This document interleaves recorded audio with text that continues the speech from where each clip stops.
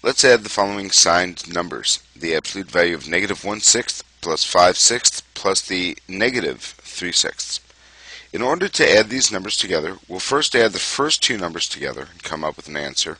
And from that, we'll add negative 3/6 to that answer for our final answer.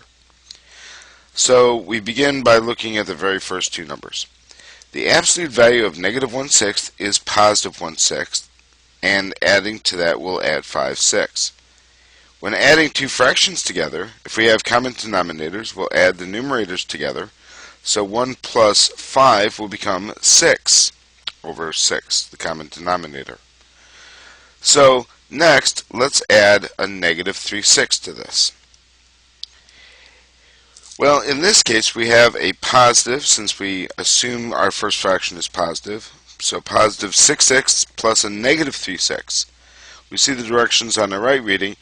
If the signs are different, subtract the absolute values of these numbers and keep the sign of the bigger number in the answer.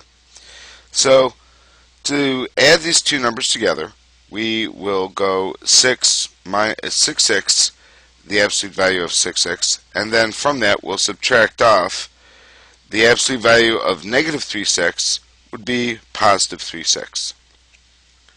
So 6/6 minus 3/6, again, since we have common denominators, we'll subtract the numerators and get 6 minus 3 over 6. This, of course, will become 3/6. So 6/6 plus negative 3/6 will become 3/6. And since 6/6 is larger than negative 3/6, our answer will be a positive, since 6/6 is larger, positive 3/6. Our final answer we can write without the positive sign, so that will be positive 3/6, but we can also reduce this fraction by dividing numerator and denominator by 3. So our final answer will be 1 over 2, and without a positive sign in front, we assume this is positive.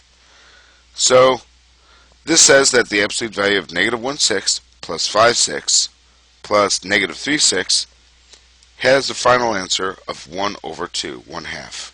And that's our final answer.